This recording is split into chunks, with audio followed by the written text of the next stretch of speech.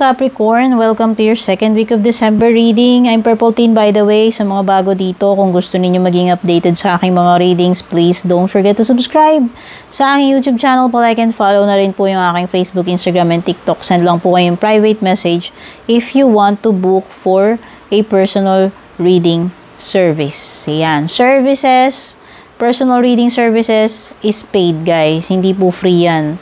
Yung mga free na ino-offer ko ay tuwing nag-a-announce ako sa aking Facebook or YouTube na magla-live ako. So, yan. Kung gusto niyo maka-avail nun, abang-abang sa mga announcement sa aking FB page kasi madalas nagla-live ako and nagbibigay ako ng free readings doon. Okay, and speaking of personal readings, meron akong limited time offer, guys, yung 2024 12 months forecast reading ko. So, kung gusto ninyong masilip yung 2024 ninyo, mag-book na kayo ngayon kasi limited time only, limited slots only, until December 15 lang. So, mas maganda before December 15 makapag-book kayo. Okay? Yung link at details, hanapin nyo na lang, ilalagay ko sa description. Thank you by the way para dun sa mga nag-avail. Thank you sa mga nag-avail na, okay? Capricorn, bigay ko muna yung lucky day, lucky numbers mo. Pwede mong i-pause, i-rewind kasi hindi ko na ito uulitin. Lucky day mo, Capricorn, Monday. Lucky numbers mo, 58, 49, 51, 12, 8, at saka 57. So, ayan. Huwag kayo totally umasa lang sa mga lucky numbers, guys. Binibigay ko lang to as a bonus. Siyempre, yung ikakaswerte ninyo, ikakayaman ninyo is nasa ano rin yan. Depende rin po yan sa effort or output na iginagawa ninyo. Okay? So, just a reminder. Ano na tong mga energy surrounding you, Capricorn, ngayong second week? Archway, wow, may magbubukas na opportunity para sa iyo, Capricorn, itong second week. So, maging ready ka. Actually, hindi lang opportunity. Opportunities, possibilities, and paths. So, maging handa ka dito sa mga biyaya at opportunities na yan. If ever, maging alisto, maging ready. Take care of, there will be a loss of material wealth. So, ayan, mag-ingat pagdating sa mga material na baka mawalan ng gamit or kung ano man. No? Alam nyo naman, may mga times na nawawalan tayo, minsan nahuhulugan, or minsan may kumukuha, may nagnanakaw. So, mag-ingat pagdating sa mga ganyang bagay. Time to go out and have fun. Syempre naman, kung December, syempre, baka kailangan kung buong taon, nakasubsob ka na lang sa trabaho mo, baka naman gusto mo, Capricorn, itong December, ma-experience mo naman yung mga loved ones mo. O, diba? Labas-labas, happy-happy din. Syempre, holiday season. Situations in the balance that require careful handling. May mga bagay dito na kailangan handle with care. Kung ano man yung tinutukoy dito, kailangan maging balance or mag-ingat sa yung approach ba sa pag-handle neto, kung ano man yung tinutukoy dito. Panatilihin yung balanse and maingat na pag-handle niyang mga bagay na yan, kung ano man yung tinutukoy dyan. Relationship man yan or hindi. Or concern.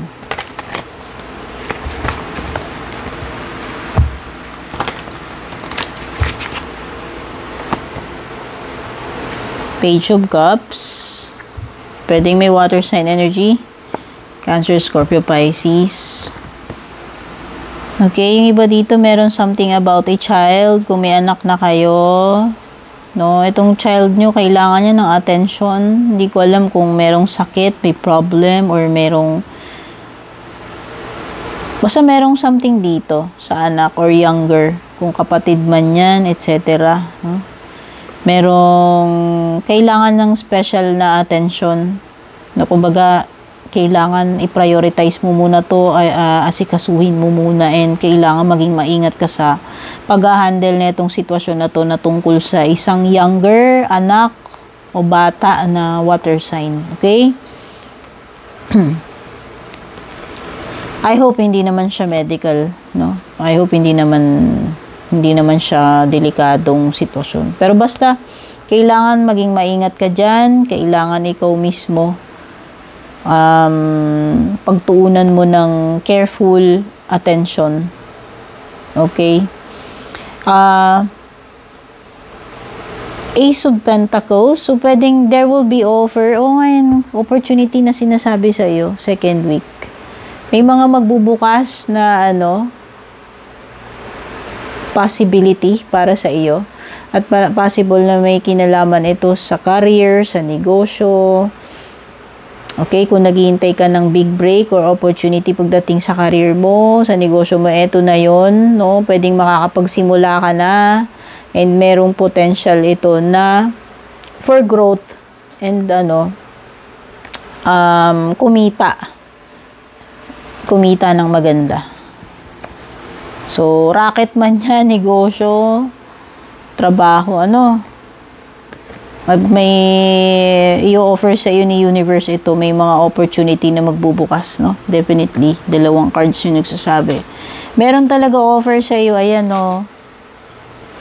Ang ganda. Daming offer para sa iyo dito. Kaya pala, opportunities, possibilities.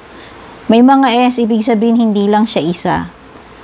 So, pwedeng hindi lang ito about work, hindi lang pera, negosyo, paraan para kumita. Pwede rin may kinalaman ito sa mga relationships mo, Basta meron ditong, mga chances, may mga bagong possibility na mangyayari. Okay? Mga positive ito. Positive itong darating sa iyo, Capricorn. Take note. Pwedeng iba dito may may mga persons, family, friend, etc. na na marireunite ka itong December. Syempre, holidays, ayan. So, pwedeng may mga get together. Okay?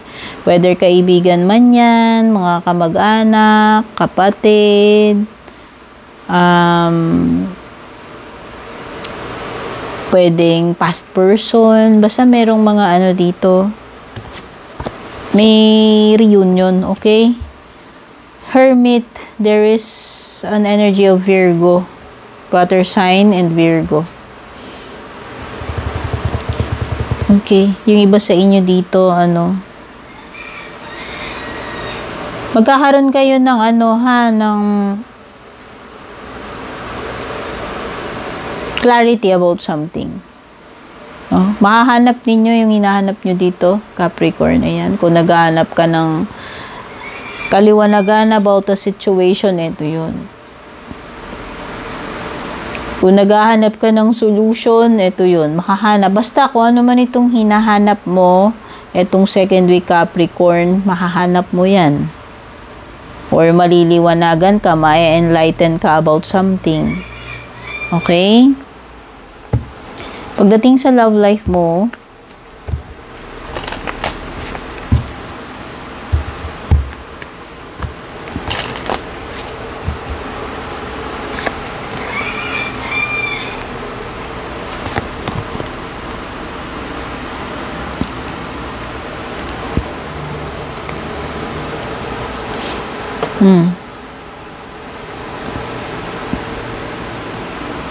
merong dito parang person na obsessed sa iyo, Capricorn.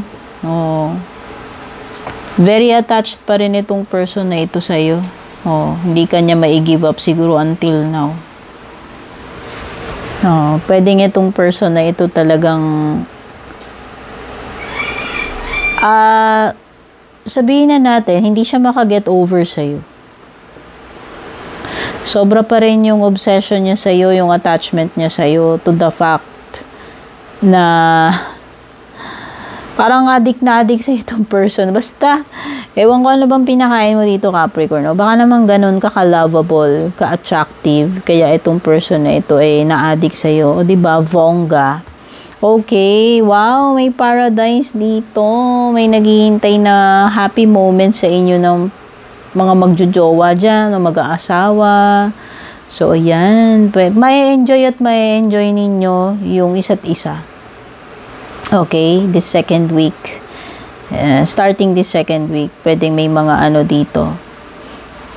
may mga gagawin kayo, activities, or basta magkakaroon kayo ng time na malalasap ninyo isa't isa at ma-enjoy nyo yung company ng isa't isa. Asawa mo man yan o jowa, o diba? Jowa.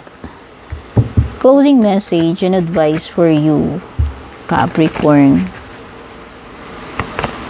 Trust. Napaka-importante ng pagtitiwala. O, magtiwala ka sa divine timing. Magtiwala ka sa kung ano man itong kakayahan mo, pinagdadaanan mo ngayon. Basta magtiwala ka lang. Kung ano man yung tinutukoy dito na kailangan na magtiwala ka, Capricorn, no? Have faith. Huwag mawalan ng pag-asa. Tiwala ka lang dyan. Relationship man yan, o kung ano man ito pinagdadaanan mo. Proseso man yan na pinagdadaanan or pagsubok. Basta magtiwala ka lang kasi merong divine timing, merong something na nakalaan para sa iyo. No? So, kung hindi mo man naiintindihan itong mga nangyayari ngayon, kung anong meron ngayon, pinagdadaanan mo, basta magtiwala ka lang. No? Merong divine plan para sa iyo, Capricorn. Listen to your intuition. Baka yung iba dito very, kayo, pwedeng clairvoyant, psychic, or malakas yung pakiramdam ninyo about something. Ito yun. Kung meron kang mga nararamdaman, may intuitions ka about something, sabi mag-rely ka daw dito. Pakinggan mo tong intuitions mo na may mga sinasabi sa iyo. Okay? So, thank you so much, Capricorn, for being here. Don't forget to like and share. Take care and God bless.